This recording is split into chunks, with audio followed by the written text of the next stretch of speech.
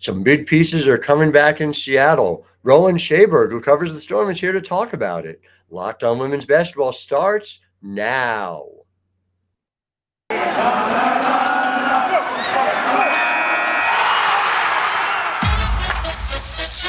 are Locked On Women's Basketball, your daily podcast on women's basketball. Part of the Locked On Podcast Network, your team every day.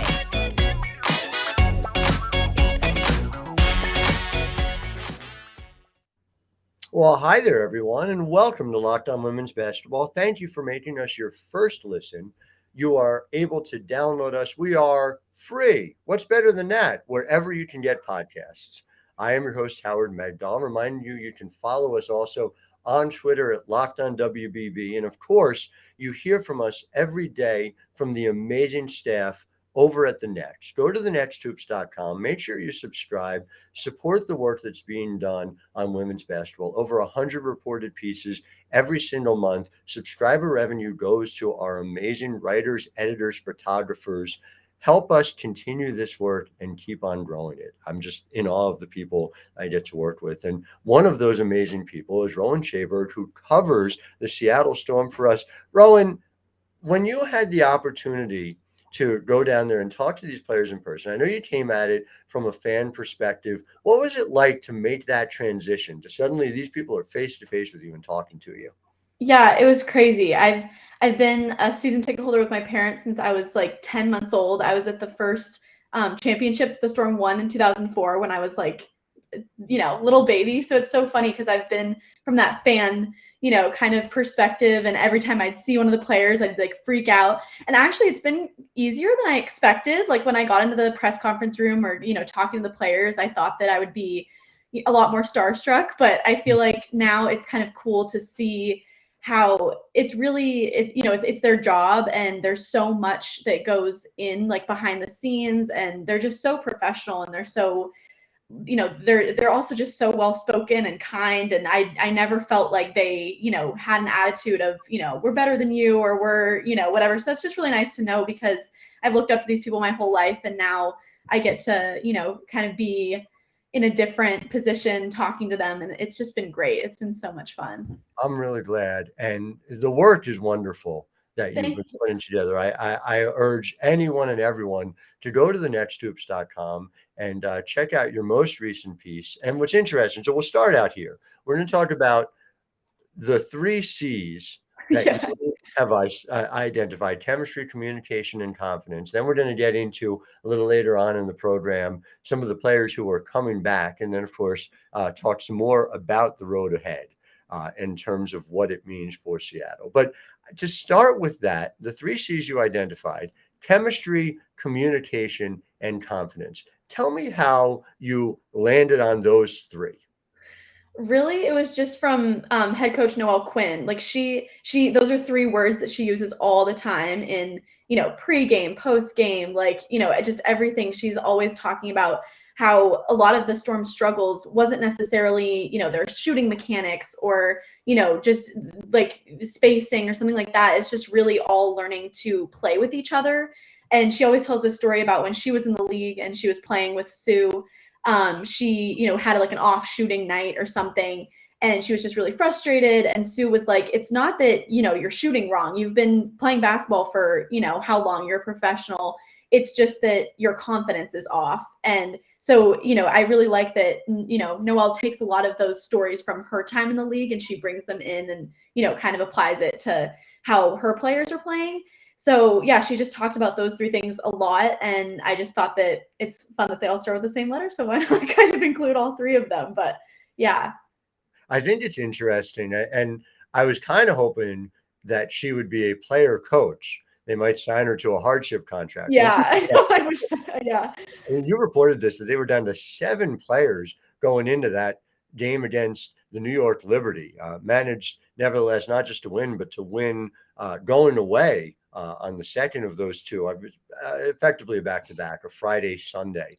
And so clearly the chemistry was there. Clearly they're responding to her and responding to the type of adversity that you quoted Breanna Stewart as saying that you couldn't make it up.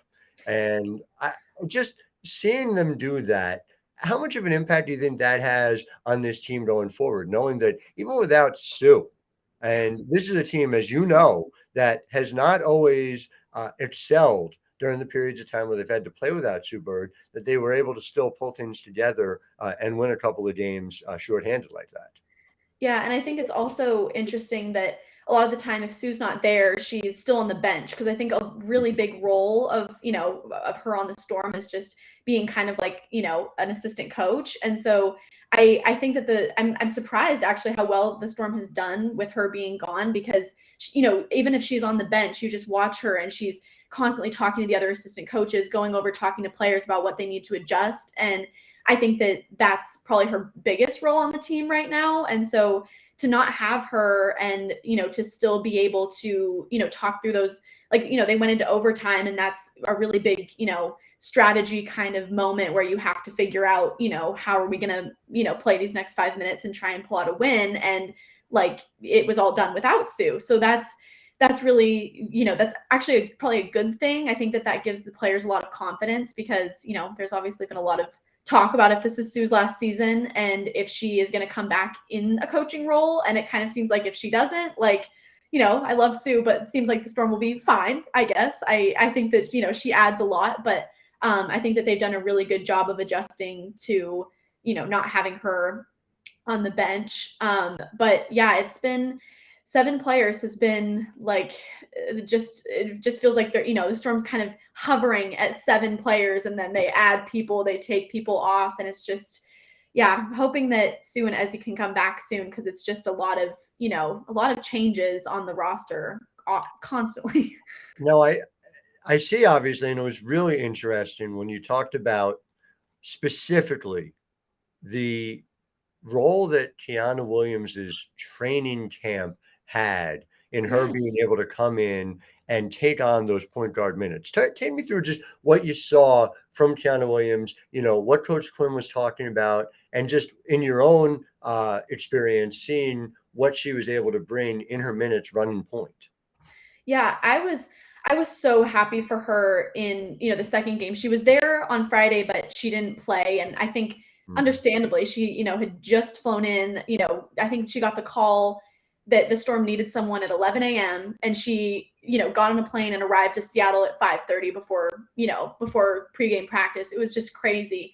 But on Sunday, she played 14 minutes and she looked really good and she looked really confident. And, she had 5 points, I believe. Yeah, she had 5 points. And, in your somewhat rookie debut, she's kind of bouncing around the league. Like, that's really impressive. And the way that she was able to, she just ran plays really well and did everything. And I think that that's a testament to the chemistry that she's built on the team. Like, I look at that a lot, like aside from just playing on the court, I look at, what players are kind of hanging out like after practice and who are, and I think that adds a lot. And, you could see that she and Mercedes Russell have a really good friendship and they were kind of on the bench, like having a good time. And it just looked like Kiana looked really comfortable being there. And that was really important to her, having big minutes and the coaches trusting her too, to have those kind of minutes in a game where, it had been a really close game before, but they trusted her to come in this game. And, look how it turned out. They won by 30 points. So worked out okay. Yeah, I'm pretty sure everybody gets along with Mercedes Russell. I remember even her training camp here in New York. There is a universal affection from Mercedes Russell throughout the league. I want to talk about Sue and her performance to date. But before we do that, I do want to talk about something iconic in a similar way. And that is Built Bar. Built Bar has become an iconic snack for everyone in my household. We've been eating the puffs. I've been telling you all about them. They added something, Built Bar granola bars. They're here. They come in 3 flavors: chocolate peanut butter, chocolate coconut, and white chocolate berry. You can get a mixed box over at built.com right now. That's what I did. I have had so far the chocolate peanut butter and the chocolate coconut, really enjoying them both. They're very different from the bars and for the puffs, but here's why they're not. 150 calories, 15 grams of protein, and only 4 grams of net carbs. Again, I take these on the go. I take these when I know I'm going to go cover a game. I was at Yankee Stadium for 12 hours yesterday. 3 Built bars helped me get through my day. So go to built.com and use promo code LOCKED15 and get 15% off your order. That's promo code LOCKED15 for 15% off your order. And Rowan, when you do this, please tell them Grandma Myrna sent you, won't you? Yes, I will. I Okay. will. Really appreciate that. So speaking of elder statesmen, Sue Bird, I know we talked about this. We talked a little bit about this with M. Adler, Mhm. who has said they're not worried about it. Sue Bird's shooting 28.3% from the field so far. That is an astonishing number. She's shooting it a little lower than usual from three, but she's at, I mean, this is just a crazy number to me. 8.3% from two so far this year. How worried are we about this? I don't know. I ask myself that a lot. I'm like, oh gosh, like it kind of feels it's a little disappointing sometimes, like to see her come in the game and being like, a lot of people come like from someone that's been in the arena. It's just a lot of people come for Sue, and I think that it's just really interesting to see how she still has so much support in it, even if she's kind of starting out the season a little bit rough. But I'm not too concerned because I think that she's just always been able to just to turn things around. Like I think that it feels like when she sets her mind to something, she can, usually figure it out. Like I'm thinking about, the 2018 finals that the Storm was in where she breaks her nose and that somehow made her, more like just better. And Yeah. it's just crazy. Like, when she's hit with adversity, it really motivates her, it seems like. And so now we see her in the health and safety protocols, and it's kind of like, I wonder, hopefully this will give her a little bit of a push and a motivation to kind of try and get that shooting percentage up a little bit. But yeah, it's a little disappointing so far this season, but I think M was the one that did a little bit of research about when Sue has started off this season a little bit rough, how she's been able to turn it around. I can't remember the exact years that found, but like that was definitely gave me some hope for the rest of the season and when she comes back. If you can't believe in Sue Bird's track record, what can you believe in here in the year Exactly. 2022? I'm just excited. Sue has 3 blocks already, so I like the idea of Sue Bird rim protector. I think Yeah. that's evolution as she plays hopefully well into her 50s. I think is Yeah. what my preference would be. But Yeah. again, as we talked about, this is not really stopped the Seattle Storm from being what they need to be. They're second in the lead in defensive rating. They're 5-3 overall, performing on all cylinders, and it's almost something that I think gets lost in the shuffle. Just how much this goes back to Breanna Stewart, who has Yeah. to be once again in the MVP conversation. A thing I try to be conscious of in my own mind is it's easy to get caught on like the new and make sure you don't miss out on the constant when Mhm. that constant level of greatness is here, whether it's somebody like an Elena Deladon, when it's somebody like a Breanna Stewart or an Asia Wilson.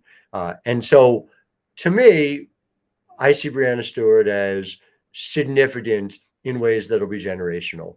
That's the way in which I've viewed her career, quite frankly, dating back to her UConn days. For Mhm. you, someone seeing her up close, we've had the opportunity for years now. What are you seeing from Breanna Stewart? Is she the same player? Are you seeing anything that is a further evolution of her game? Just take me through what your observations of her up close so far.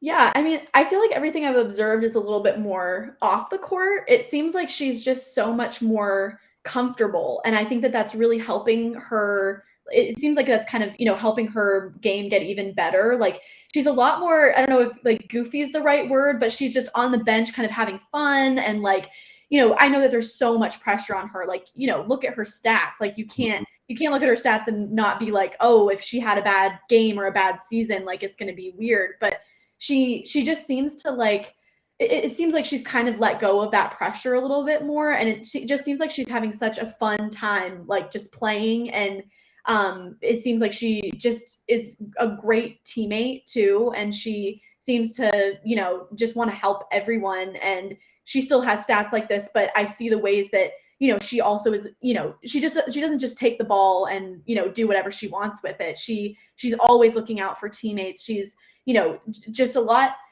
like, she's such a dominant player, but she's able to do that, and she's conscious about, her other teammates. And yeah, I just think that she also just seems a lot more confident to get to the rim. And I don't know what the stat is, but feels like she's been taking a lot less 3-pointers this year, and it seems like her assignment is really to just like attack the basket, and she's been doing it so well. There have been so many shots where she gets fouled and you're like, how did you make that? It's just crazy.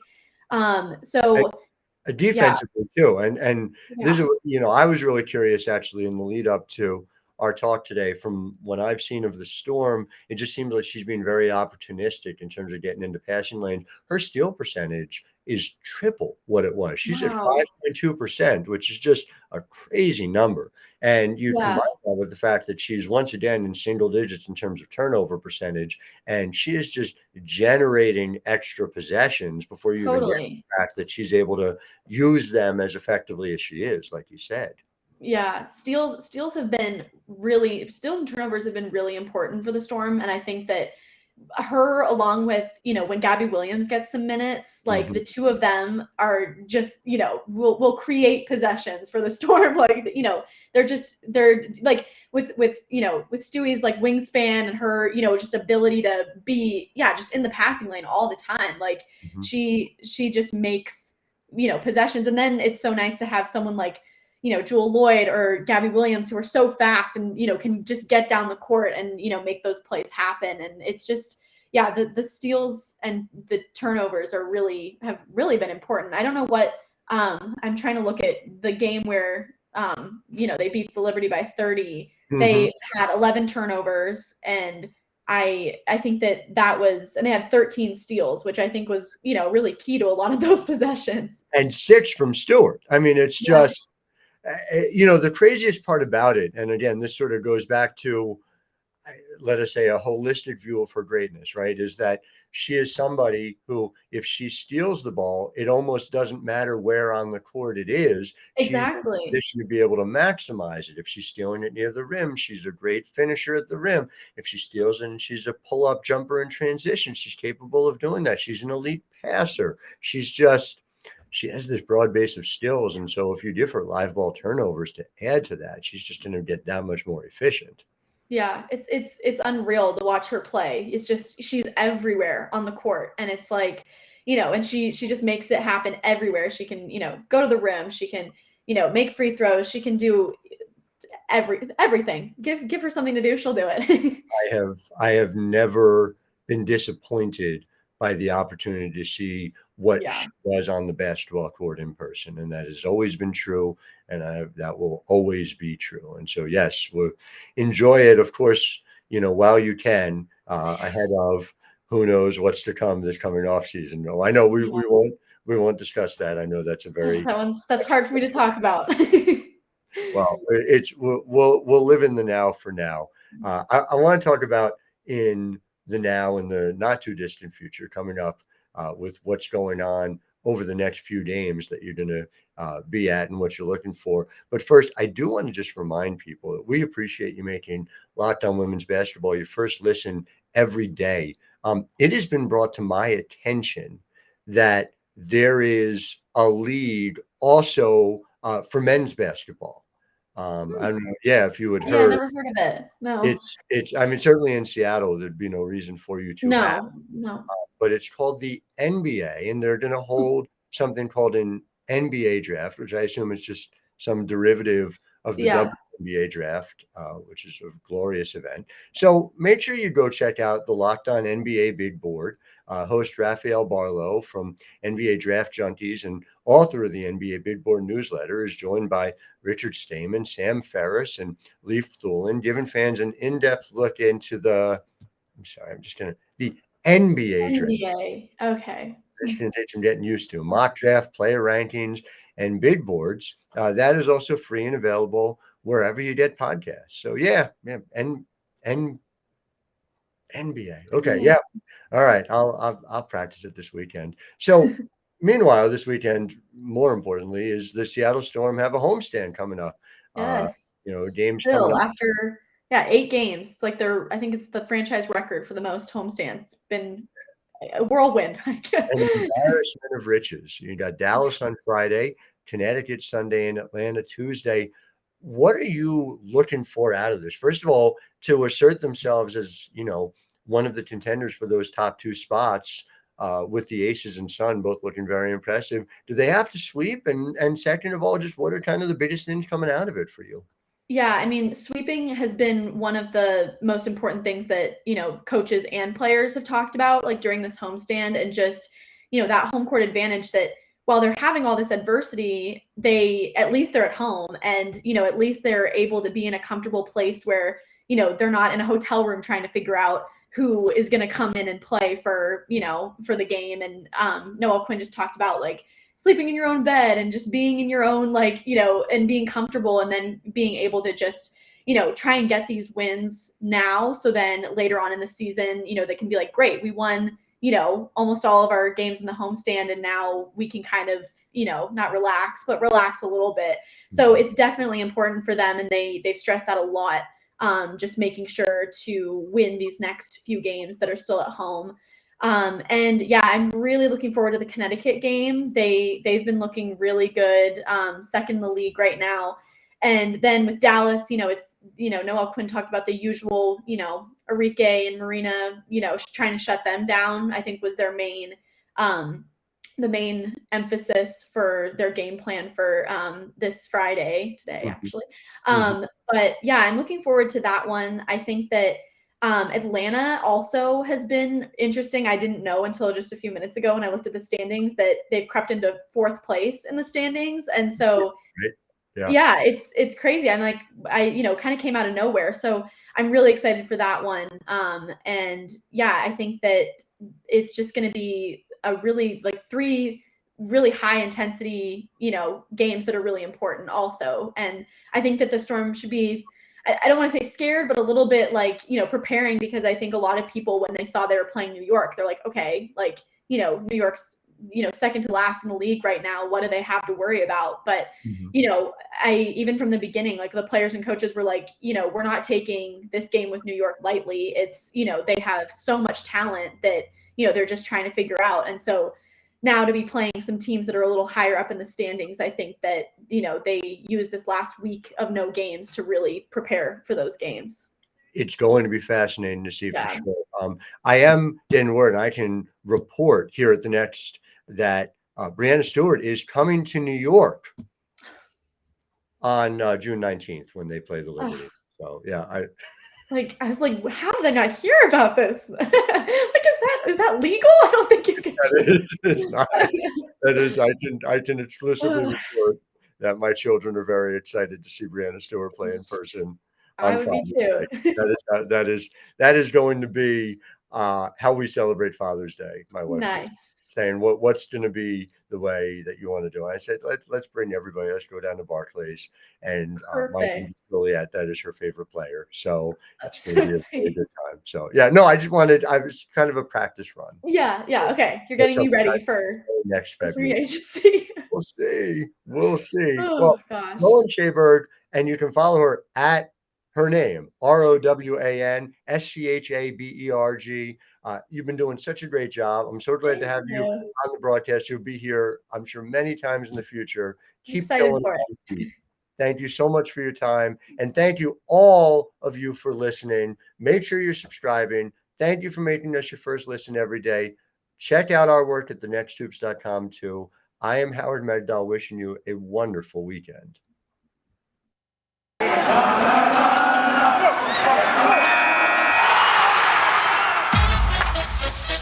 You are Locked On Women's Basketball, your daily podcast on women's basketball.